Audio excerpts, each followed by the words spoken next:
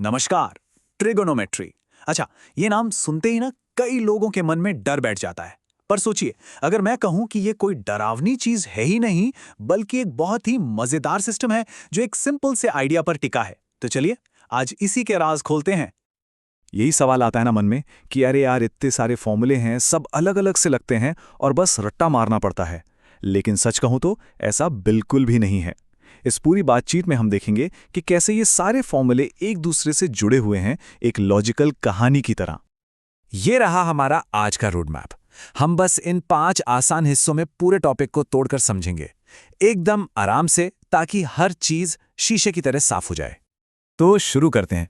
देखिए, basic trigonometry की पूरी कहानी का एक ही हीरो है और वो है समकोण त्रिभुज, यानी कि एक राइट एंगल ट्रायंगल। बस ये पूरी कहानी इसी त्रिभुज की साइड्स और एंगल्स के बीच के रिश्ते की है। तो इस त्रिभुज में सबसे पहले मिलते हैं कर्ण से, जिसे हाइपोटेन्यूज भी कहते हैं। ये टीम का सबसे बड़ा प्लेयर है, मतलब सबसे लंबी साइड, और इसे पहचानना बहुत आसान है। ये हमेशा 90 डिग्री के एंगल के ठीक सामने मिलेगा। इसके बाद आता है लंब, यानी परपेंडिकुलर। अब ये थोड़ा मजेदार है। ये वो साइड है जो उस एंगल के ठीक सामने होती है जिसके बारे में हम बात कर रहे हैं। मतलब अगर हम एंगल ए को देख रहे हैं तो उसके सामने वाली साइड ही लंब होगी। और फिर आखिर में है आधार, यानी बेस। ये वो साइड है जो हमारे चुने हुए एंगल के ठीक बगल में होती है, उससे सटी हुई। तो एक बात साफ है, लंब और आधार कौन होगा ये इस बात पर डिपेंड करता है कि हम किस एंगल से देख रहे हैं। ठीक है, तो अब हम अपने हीरो यानी त्रिभुज और उसकी साइड्स को जान गए हैं।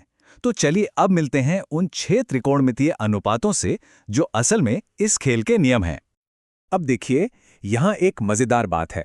आपको ये 6 की 6 चीजें याद नहीं करनी है। बस पहले 3 पर फोकस करिए, साइन, कोसाइन और टैन।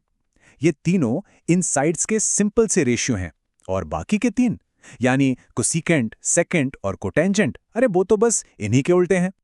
देखा कितना आसान हो गया। साइन का ठीक उल्टा है कोसिकेंट, कोसाइन का उल्टा है सीकेंट और टैन का उल्टा है कोटेंजेंट। तो ये 6 अलग अलग फॉर्मूले नहीं हैं, बल्कि ये 3 की जोड़ियों का एक स्मार्ट सिस्टम है। चलिए अब आगे बढ़ते हैं और देखते हैं कि ये असल में काम कैसे करता है। अब हम इन रेशियोज को कुछ खास स्टैंडर्ड एंगल्स पर लगाएंगे। ये वो वैल्यूज हैं जो सवालों में बार बार आती हैं, तो समझिए कि ये हमारा सबसे जरूरी टूलकिट है। इस टेबल को जरा ध्यान से देखिए। इसमें भी बड़े मजेदार पैटर्न्स हैं, जैसे 45 डिग्री पर साइन और कॉस की वैल्यू एकदम सेम होती है, और 90 डिग्री पर टैन की वैल्यू इन्फिनिटी, मतलब इसे हम डिफाइन नहीं कर सकते। ये टेबल याद करना बहुत बहुत जरूरी है। और अब हम आ गए हैं ट्रिग्नोमेट्री के सबसे पावरफुल हिस्से पर, 3 जादुई सर्वसमीकाएं या आइडेंटिटीज। ये सिर्फ फॉर्मूले नहीं है दोस्तों, ये यूनिवर्सल सच हैं जो मुश्किल से मुश्किल सवालों को सुलझाने की चाबी हैं। और ये रही पहली और सबसे मशहूर ट्रिग्नोमेट्रिक आइडेंटिटी, साइन स्क्वायर ए प्लस कॉस स्क्वायर ए इक्वल्स 1। इसका मतलब ये है कि एंगल ए कुछ भी हो, ये रिश्ता हमेशा हमेशा सच रहेगा। ये एक यूनिवर्सल लॉ की तरह है जो कभी नहीं बदलता। अब इसी रिदम को बनाए रखते हुए पेश है दूसरी आइडेंटिटी, 1 प्लस टैन स्क्वायर ए इक्वल्स सीकेंट स्क्वायर ए। ये दूसरी पावरफुल पहचान है जो टैन और सीकेंट के बीच एक पक्का रिश्ता बनाती है। और अब इस तिकड़ी की आखिरी और उतनी ही जरूरी आइडेंटिटी, 1 प्लस कॉट स्क्वायर ए इक्वल्स कोसिकेंट स्क्वायर ए। तो सबसे जरूरी बात यह है, ये 3 आइडेंटिटीज एग्जाम में सफलता की गारंटी है। इनको अच्छे से समझ लेना है। तो अब जब हमारे पास सारे जरूरी औजार हैं, तो चलिए ये देखते हैं कि एग्जाम में इस ज्ञान का सही इस्तेमाल कैसे करें, खासकर उन सवालों में जहां आइडेंटिटीज को प्रूव करना होता है।